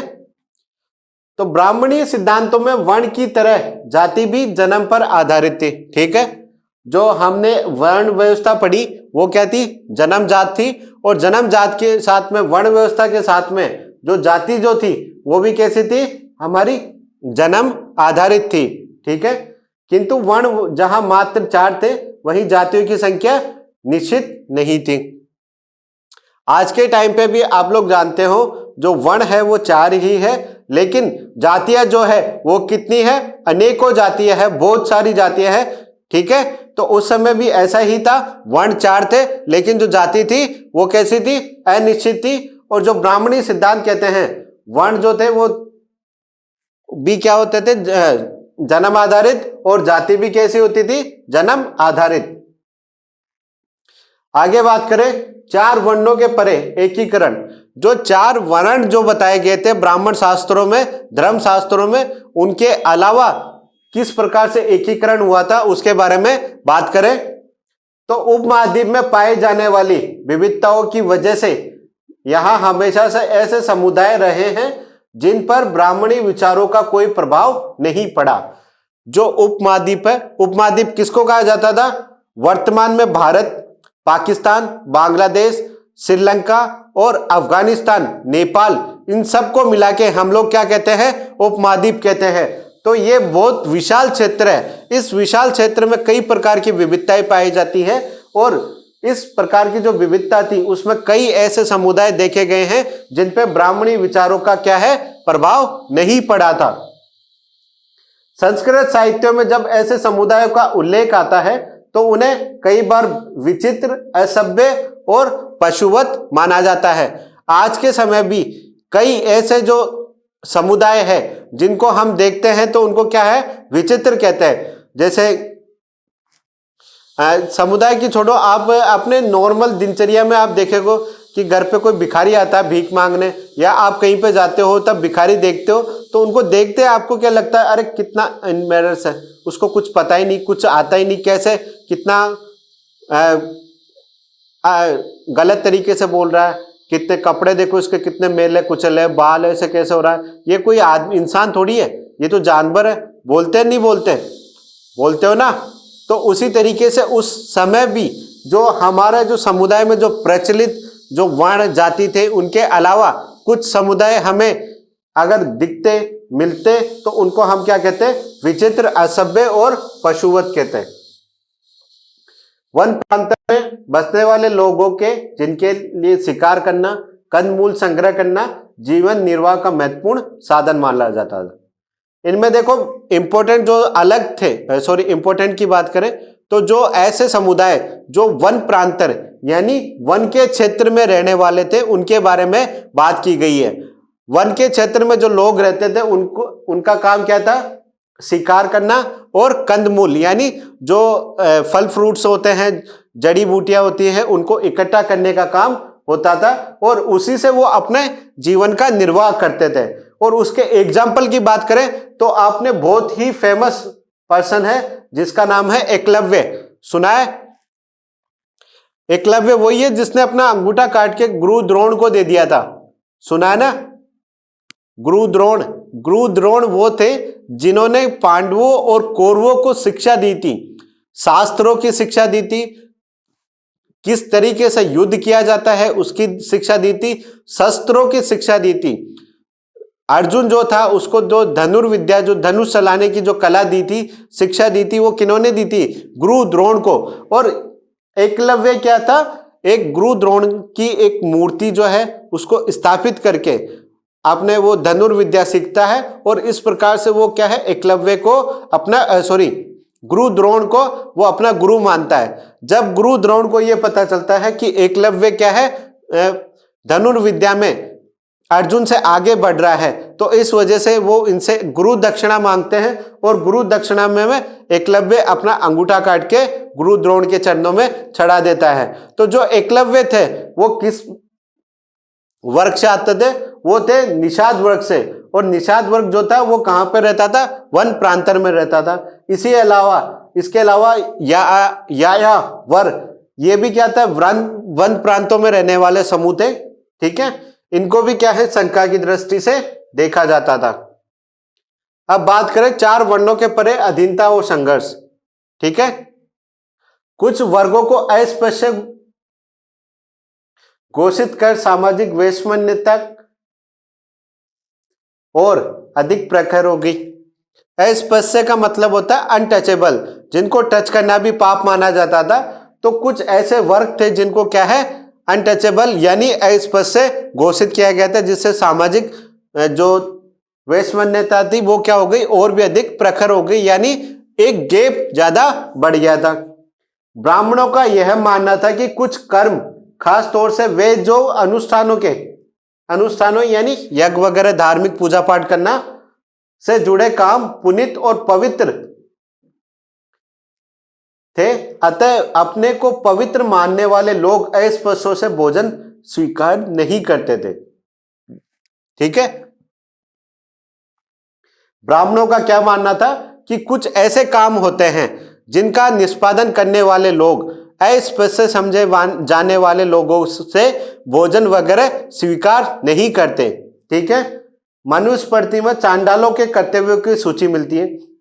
आगे बात करते हैं ये जो चांडाल है वो कौन होते थे उनके बारे में। तो चांडालों के बारे में हमको जानकारी कहां से मिलती है? मनुस्मृति से, ठीक है। मनुस्मृति की रचना कब हुई थी? अभी बताया, 200 ईसा पूर्व से लेकर 200 ईस्वी तक के, ठीक है। तो इसमें चांडालों के बारे में बताया गया। चांडाल कौन होते थे? उन्हें गांव के बाहर रहना पड़ता था। ठीक है, चांडालों के लिए क्या क्या नियम कायदे तय किए गए थे, उनका क्या कर्तव्य था, उसके बारे में बताया गया है। तो उन्हें गांव के बाहर रहना होता था। वे फेंके हुए बर्तनों का इस्तेमाल करते थे और मरे हुए लोगों के वस्त्र और लोहे के आभूषण पहनते थे। वो कैसे लोगों के वस्त्र पहनते थे? मरे हुए लोगों के वस्त्र पहनते थे। और जो आभूषण थे वो किसके बने हुए होते थे? लोहे के बने हुए होते थे। रात्रि में वे गांव और नगरों में चल फिर नहीं सकते थे। रात के समय में जो चांडाल लोग हुआ करते थे वो गांव में आ जा नहीं सकते थे। संबंधियों से विहीन मृतकों को उन्हें अंत्येष्टि करनी पड़ती थी तथा वैदिक रूप से भी कार्य करना पड़ता था। ठीक है, कई बार ऐसा होता है ना, लावारिस लाश वगैरह मिलती है पुलिस को, तो उसका जो क्रियाक्रम है, जो अंतिम संस्कार है, वो कौन करता है? पुलिस करती है। तो उस समय जो ऐसे लोग थे जिनका कोई सगा संबंधी नहीं होता था, तो उसका जो अंतिम क्रियाक्रम है यानी अंतिम संस्कार जो है वो कौन करते थे? चांडाल करते थे। तो बच्चों ये इंपॉर्टेंट टॉपिक है, इसको ध्यान रखना। 2 नंबर का क्वेश्चन बन सकता है कि चांडालों का कर्तव्य क्या निर्धारित किया गया था। मनु स्मृति के आधार पे चांडालों का क्या कर्तव्य निर्धारित किया गया था? तो क्या क्या कर्तव्य थे? उन्हें गांव से बाहर रहना पड़ता था, फेंके हुए बर्तनों का इस्तेमाल करते थे, मरे हुए लोगों के वस्त्र पहनते थे, लोहे के आभूषण पहनते थे। इसके अलावा जिनका कोई सगा संबंधी नहीं होता था उनका अंतिम संस्कार किया जाता था, और रात में वे गांवों और नगरों में आ जा नहीं सकते थे। ठीक है, ये थे हमारे मनुस्मृति के अनुसार चांडालों के नियम। ठीक है, यहां तक कोई दिक्कत? चलो आगे बढ़ते हैं। संपत्ति पर स्त्री और पुरुष के भिन्न अधिकार। अभी अपन ने कुछ समय पहले पितृवंशिकता पढ़ी थी। पितृवंशिकता में मैंने ये बताया था कि पिता के संसाधनों का अधिकार किसका होता है? पिता की मृत्यु के बाद में उसके संसाधनों का अधिकार किसका? पुत्र का होता है। ठीक है, ना कि पुत्री का। तो उसके बारे में हम डिटेल से बात करते हैं क्या है। तो मनुस्मृति के अनुसार पैतृक जायदाद यानी पिता की संपत्ति का माता पिता की मृत्यु के बाद सभी पुत्रों पर समान रूप से बंटवारा किया जाना चाहिए, किंतु ज्येष्ठ यानी जो सबसे बड़ा जो बेटा होता है उसको कुछ विशेष भाग दिया जाता था। ठीक है, जैसे सपोज करो किसी के पास में 100 एकड़ जमीन है। कितनी? 100 एकड़ जमीन थी, और उसकी डेथ हो जाती है, और उसके कितने बेटे हैं? 4 बेटे हैं। तो जब डिवाइड किया जाएगा तो सब 3 को तो दे दिया जाएगा, थोड़ा कम। जैसे सपोज करते हैं अपन 3 को तो दे दिया 23, कितने हुए? 69, और बच गया कितना? 31। ये किसको दे दिया जाएगा? जो 31 रुपीज है या 31 एकड़ जो जमीन है वो किसको दी जाएगी? बड़े वाले को, और बाकी तीनों को क्या है? बराबर बांट दिया गया। तो ये हमारे धर्म सूत्रों के अनुसार कहा गया था कि पिता की मृत्यु के बाद में उसकी जो संपत्ति है उसका बंटवारा किया जाएगा और सब में समान दिया जाएगा, लेकिन जो ज्येष्ठ पुत्र होगा, सबसे बड़ा पुत्र जो होगा, उसको क्या है? कुछ विशेष अधिकार दिए जाएंगे। और स्त्रियां इस पैतृक संसाधन में हिस्सेदारी नहीं मांग सकती है। पुत्रियों का पिता की संपत्ति में किसी प्रकार का कोई अधिकार नहीं होता था। ठीक है, आगे बढ़े। स्त्रियों को क्या मिलता था उसके बारे में बात करते हैं। तो विवाह के समय उपहारों पर स्त्रियों का स्वामित्व माना जाता था और इसे स्त्री धन कहा जाता था। क्या कहते थे? स्त्री धन कहते थे। पिता की मृत्यु के बाद जो संसाधन होते थे वो पुत्रों में बांटे जाते थे, लेकिन विवाह के समय अगर कोई भी स्त्री को कुछ भी उपहार देता है, चाहे वो किसी प्रकार का आभूषण हो, किसी प्रकार की कोई जमीन हो, या और किसी प्रकार का उपहार हो, तो उसको किस मालिकाना हक किसका होता था? उस स्त्री का होता था, और उसको क्या कहा जाता है? स्त्री धन कहा जाता है। इस संपत्ति को उनकी संतान विरासत के रूप में प्राप्त कर सकती है, और इसकी जो मृत्यु होने के बाद में इसके जो पुत्र है वो इसको अपनी विरासत के रूप में इस्तेमाल कर सकते हैं। इस संपत्ति पे उसके पति का किसी प्रकार का कोई अधिकार नहीं होता था। ठीक है। शादी के समय जो लड़की को जो उपहार मिलते थे वो उसके खुद के होते थे, वो उसकी मालिक होती थी और उस पे उसका पति किसी प्रकार का अधिकार नहीं जमा सकता था। ठीक है, ये थे हमारे संपत्ति से संबंधित अधिकार। इसके अलावा बात करें संपत्ति में, ब्राह्मणी ग्रंथों के अनुसार संपत्ति पर अधिकार का एक और आधार क्या था? वर्ण। ठीक है, लैंगिक आधार पे यानी स्त्री और पुरुष के आधार पे जो पुरुष थे उनको संपत्ति पे अधिकार दिया गया था, लेकिन एक और आधार था जिसके आधार पे संपत्ति का बंटवारा किया जाता था, वो क्या था? वर्ण व्यवस्था। यानी अभी अपन ने बात की 4 वर्णों की, उन 4 वर्णों में सबसे पहले ब्राह्मण, क्षत्रिय, वैश्य और शूद्र। शूद्रों के पास में किसी प्रकार की कोई संपत्ति नहीं होती थी, 3 के पास संपत्ति होती थी, और 3 में भी जो प्रथम 2 थे ब्राह्मण और क्षत्रिय, उनके पास में संपत्ति होती थी। तो इस प्रकार से ब्राह्मण और क्षत्रिय क्या होते थे? वो सबसे धनी व्यक्ति कहलाते थे। अब बात करते हैं सामाजिक अनुबंध की, कि वहां पे समाज में किस प्रकार से अनुबंध था। सुत्त पिटक। सुत्त पिटक क्या था? तो बच्चों सुत्त पिटक जो है बौद्ध ग्रंथ का बौद्ध धर्म का एक बहुत ही पवित्र ग्रंथ है। जिस तरीके से हमारे लिए रामायण, गीता, महाभारत, कुरान, बाइबल, इस तरीके की जो किताबें हैं वो महत्वपूर्ण है, उसी प्रकार से जो धर्म आधारित बौद्ध धर्म की जो महत्वपूर्ण जो किताब है वो कौन सी है? सुत्त पिटक है। इस सुत्त पिटक के अनुसार क्या कहा गया है? इस सुत्त पिटक नामक ग्रंथ में एक मिथक वर्णित है जो यह बताता है कि मानव पूर्णतः अविकसित नहीं थे। स्टार्टिंग में जब इस पृथ्वी का विकास हुआ, धीरे धीरे पृथ्वी के विकास के बाद में जब मानव आता है, मानव का जन्म होता है, तो जब जन्म हुआ था उस समय मानव कैसा था? अविकसित था, पूर्णतः विकसित नहीं था। और उसके आधार पर यह कहा गया है वनस्पति जगत भी कैसा था? अविकसित था। और इसके आधार पे यह कहा गया है प्रकृति से मानव केवल उतना ही ग्रहण करता था जितना उसको रिक्वायरमेंट है। ठीक है, जैसे आप लोगों को अगर एक सेब एप्पल खाने की भूख है तो केवल आप पेड़ से उतना ही तोड़ोगे जितना आपको भूख है। तो उस समय भी ऐसा ही होता था कि जो मानव है प्रकृति से उतना ही ग्रहण करता था जितनी उसको जरूरत है। लेकिन आज के टाइम पे ऐसा होता है क्या? होता है आज के टाइम पे ऐसा? बिल्कुल ही नहीं। आज तो जितना मिल जाए उतना ही कम है सबके लिए, चाहे मैं हूं, चाहे कोई और हो, आप हो, सब हो। आपको अगर 20 में से 20 भी दे देना तो भी ऐसा एक बार महसूस करोगे, अरे यार मार्क्स थोड़े कम रह गए, है ना? कितने भी मिल जाए कम ही लगते हैं ना। तो उसी तरीके से आगे बात की गई है इसके बारे में।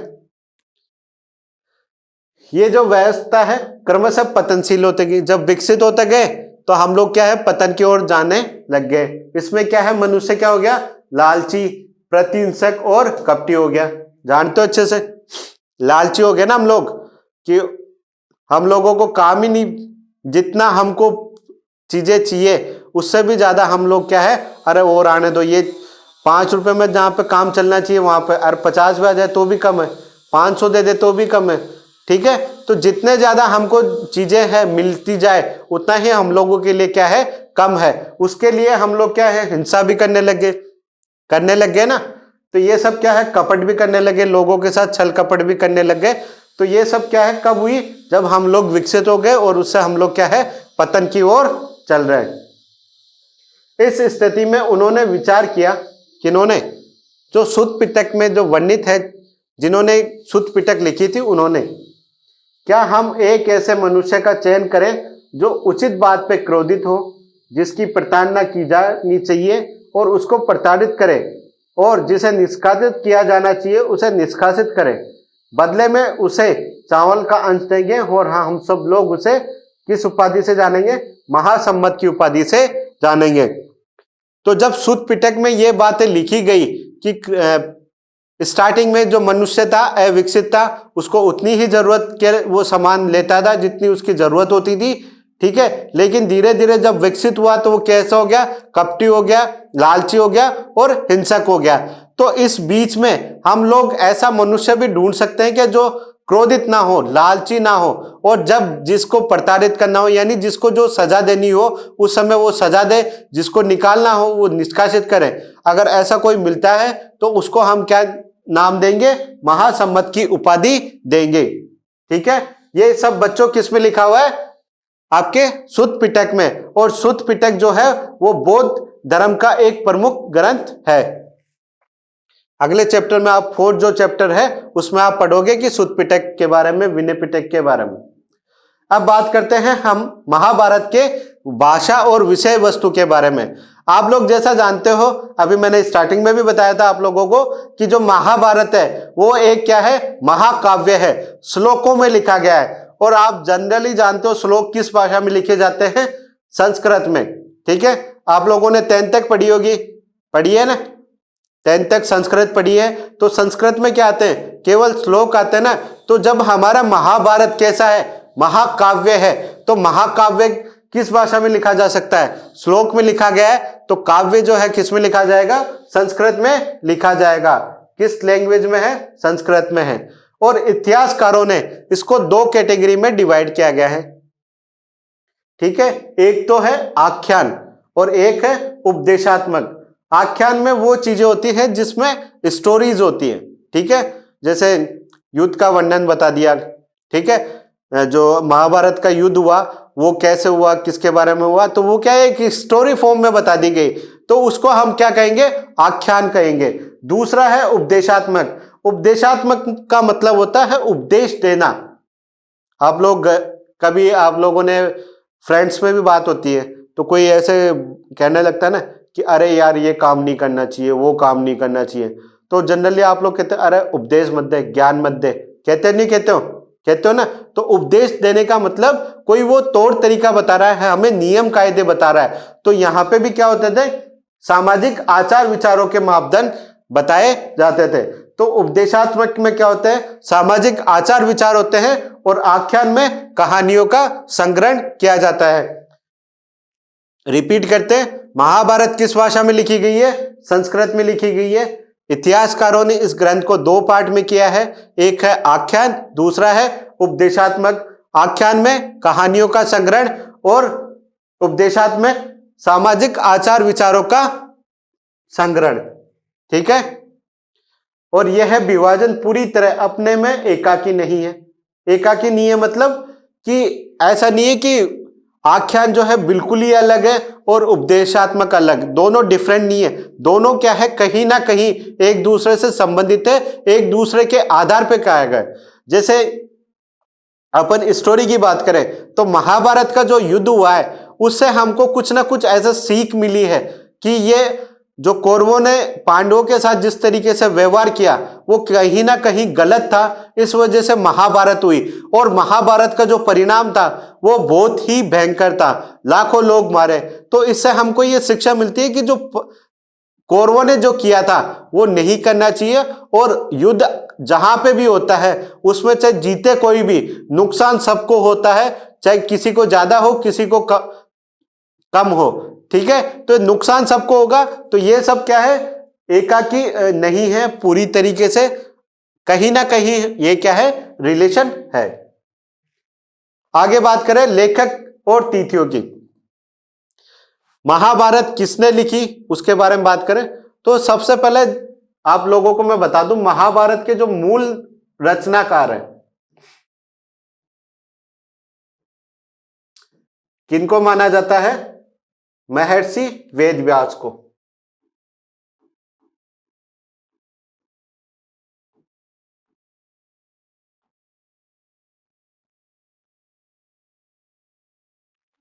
महाभारत के जो मूल रचनाकार है वो कौन है, महर्षि वेदव्यास। लेकिन ये मूल रचनाकार थे, इसके अलावा कुछ छोटी मोटी घटनाएं जो है उन्होंने किसी और ने भी लिखी है। और एक और बात है कि इसको जो लिखने में जो समय लगा था ना, वो समय लगा था लगभग 1000 वर्ष का। हमारी जो महाभारत जो लिखी गई थी उसको लिखने में 1000 साल लगे थे। तो बच्चों 1000 साल तक केवल एक व्यक्ति नहीं लिख सकता था। इस वजह से इसमें लिखने वाले जो लेखक थे ना, वो और भी लोग थे, लेकिन मूल रचनाकार जिसको माना जाता है वो कौन थे? महर्षि वेदव्यास जी थे। ठीक है, आप लोगों से अगर क्वेश्चन पूछा जाता है महाभारत की रचना किसने करी, तो आप वेदव्यास लिख के आओगे। ठीक है, लेकिन 1000 साल तक केवल वेदव्यास जी नहीं लिख रहे थे, उनके अलावा भी कोई और थे। जिनके बारे में बात करें तो लेखक के बारे में बात करें तो मूल कथा के जो रचयिता थे वो कौन थे? भाट सारथी, जिन्हें सूत कहा जाता है। आप लोगों ने महाभारत देखी होगी, उसमें जो युद्ध होता है वो किस पे होता है? रथों पे होता है। तो एक रथ चलाने वाला होता है, तो जिसको क्या कहा जाता है? सारथी कहा जाता है। जो महाभारत युद्ध में जो अर्जुन थे उनके सारथी कौन थे? भगवान श्री कृष्ण थे, तो उनको सारथी कहा जाता है। ठीक है, जो सारथी हुआ करते थे उनकी जो जाति हुआ करती थी उसको क्या कहते थे? सूत कहा जाता था।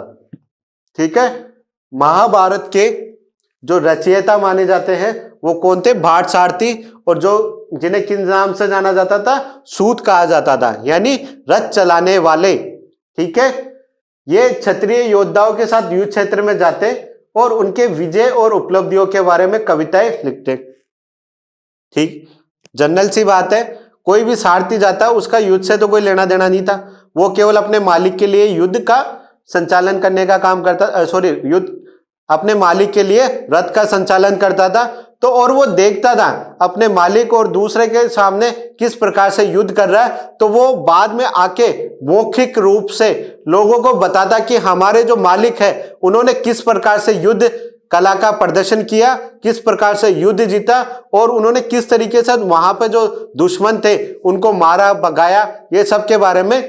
ठीक है, तो और वो प्रत्यक्ष दर्शाते, वो देखते थे सामने से।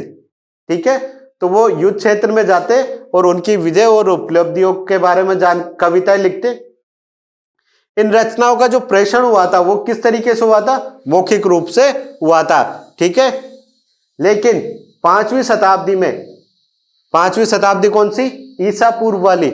ईसा पूर्व में ये जो अधिकार है किताबें लिखने का, तो वो किनके पास आ गया? ब्राह्मणों के पास आ गया। और धीरे धीरे जो भाट सारथी वगैरह सूत जो हुआ करते थे उन्होंने किताबें लिखना बंद कर दी, और एक प्रकार से पूरा जो अधिकार है किताबें लिखने का, कविताओं का वर्णन करने का, सब किनके पास आ गया? अध्ययन से संबंधित जो भी अधिकार थे वो किन लोगों के पास आ गए? ब्राह्मणों के पास आ गए थे। ठीक है, तो ये थी हमारे महाभारत से रिलेटेड कुछ बातें, महत्वपूर्ण बातें। और बच्चों आप लोगों ने पढ़ी, मैंने जो पढ़ाया, जो देखी, पढ़ी और सुनी, लेकिन इन सब चीजों में जितनी किताब में जो बातें लिखी गई है उससे ज्यादा बातें आप लोग आपकी डेली लाइफ में इन सब के बारे में देखते हो, महसूस करते हो, फेस करते हो। ठीक है, तो आप इसको as a practical subject practical chapter के तौर पे पढ़ना। ठीक है, अब ये तो थी महाभारत के बारे में। अब बात करते हैं कुछ अलग इंपॉर्टेंट टॉपिक के बारे में, तो ध्यान रखना, वो है सादृश्यता की खोज। सादृश्यता का मतलब होता है एक जैसा दिखने वाला। ठीक है, एक जैसा दिखने वाला। तो आप लोगों ने महाभारत देखी होगी, उसमें उनके क्षेत्र के बारे में सुना होगा। उनका जो राजधानी क्षेत्र था वो था हस्तिनापुर, था ना? क्या था? हस्तिनापुर। ठीक है, और ये जो हस्तिनापुर नाम का ही एक गांव खोजा गया था, उसके बारे में बात की गई है। महाभारत में अन्य किसी भी प्रमुख महाकाव्य की भांति युद्धों, वनों, राजमहलों और बस्तियों का अत्यंत जीवित चित्रण है। लेकिन 1951 और 52 में पुरातत्ववेदा, नाम भी ध्यान रखना, किन्होंने? वीबी लाल ने मेरठ जिले में एक गांव खोजा जिसका क्या नाम था? हस्तिनापुर। अब देखो, नाम एक हो सकता है, अपने हर जगह एक नाम के कई गांव मिल जाएंगे। ठीक है, चाहे राजस्थान में जो गांव है उसी नाम का यूपी में भी मिल जाएगा, हरियाणा में भी मिल जाएगा, ये कोई बड़ी बात नहीं है। लेकिन वो जिस क्षेत्र में मिला था वो बड़ी बात थी। अभी मैंने बताया वहां की जो कौरवों की जो राजधानी थी, सॉरी कुरु वंश की जो राजधानी थी वो क्या थी, हस्तिनापुर। और वो उसका जो लोकेशन था वो भी क्या था, मेरठ के आसपास का ही था। तो इस समय ये लगा कि हो सकता है ये जो गांव है वो महाभारत का जो हस्तिनापुर जो क्षेत्र था वही तो नहीं है। इसके लिए खोजबीन की गई और खोज करने के लिए जो बीबी लाल थे उन्होंने कई स्तरों के आधार पे खोज की गई थी। बीबी लाल ने यहाँ पे आबादी के 5 स्तरों के साक्ष्य मिले। कितने साक्ष्य मिले, 5 स्तरों के, लेकिन उसमें से दूसरा और तीसरा ही हमारे लिए इंपॉर्टेंट है। और इन स्तरों की हम लोग जब जानकारी लेंगे तो पता चलेगा कि इनमें बीबी लाल ने क्या क्या चीजें खोजी। और अभी तक जो फाइनल निष्कर्ष जो है वो हमें ऐसा नहीं मिला कि वाकई में जो हस्तिनापुर जो कुरु राजवंश की राजधानी हुआ करती थी वो ही है या कोई और है। ठीक है, हम लोग क्लियर तौर पे ये नहीं कह सकते कि ये जो हस्तिनापुर वही कुरु राजवंश की राजधानी वाला ही है। ठीक है, तो ये थी सादृश्यता की खोज। अब हम बात करते हैं गतिशील ग्रंथ, यानी कि जो हमारा ग्रंथ है महाभारत है वो कैसा है, एक गतिशील ग्रंथ है। गतिशील का मतलब ऐसा होता है कि वो लगातार उसमें कुछ ना कुछ चीजें चलती रहती है। अब हम देखते हैं महाभारत जो मूल जो महाभारत थी वो किस में लिखी गई थी, वो संस्कृत में लिखी गई थी। लेकिन आज के टाइम पे महाभारत के कई एडिशन हम लोगों को मिले हुए हैं, कई प्रकार की भाषाओं में उसके बारे में लिखा गया है। तो मूल जो था वो कैसा था, संस्कृत में, लेकिन उसमें अलग अलग भाषाओं में उसका क्या कर दिया गया, रूपांतरण कर दिया गया। तो ये जो तरीका है, क्रम जो है वो क्या कहलाता है, एक गतिशीलता कहलाता है। ठीक है, तो जो महाभारत है वो कैसा है, गतिशील है। महाभारत का विकास संस्कृत के पाठ के साथ ही समाप्त नहीं हो जाता। शताब्दियों से इस महाभारत काव्य में अनेक पाठांतर भिन्न भिन्न भाषाओं में हुआ है, यानी उसका जो रूपांतरण है, ट्रांसलेशन है, वो कई लैंग्वेज में किया गया है। इंग्लिश में भी किया गया है, हिंदी में भी, और भी बहुत सारी जो लैंग्वेज है उनमें इसका रूपांतरण, ट्रांसलेशन किया गया है। और ये सब संवाद उसको दर्शाते हैं जो इनके अनेक लेखकों और अन्य लोगों और समुदाय के बीच कायम है। आज हम महाभारत के बारे में हम लोग पढ़ेंगे नहीं तो भी हम लोगों को नॉलेज है ना। वो किस वजह से, क्योंकि जो जनरली लोग जब बात होती है तो कई प्रकार से संवाद करते हैं, बातचीत करते हैं, महाभारत के बारे में बताते हैं। अर्जुन जो कौन थे उसके बारे में लगभग सब लोग जानते हो। आप लोग क्यों जानते हो, क्योंकि लोग बताते रहते हैं अर्जुन एक बहुत बड़ा धनुर्धारी था, धनुष चलाता था, उसके जैसा धनुषधारी कोई हुआ ही नहीं। ठीक है, तो द्रौपदी के बारे में, पांडवों के बारे में, कौरवों के बारे में सब जानते हो। कहीं पे आपने कोई महाभारत नहीं पढ़ी होगी तब भी आप लोग सब जानते हो। वो किस वजह से जानते हो, अनेक लोगों ने उसके बारे में संवाद किया है, करते रहते हैं, तो इस वजह से उसके बारे में आप जानते हो। ठीक है, तो बच्चों ये था आपका अध्याय 3 और मेरे को उम्मीद है आप लोगों ने इसको बहुत अच्छी तरीके से पढ़ा होगा। पढ़ा क्या, आप लोगों ने एंजॉय किया होगा। और इसके बारे में जो भी आपके कमेंट हो आप कमेंट बॉक्स में लिख दीजिएगा। Thank you.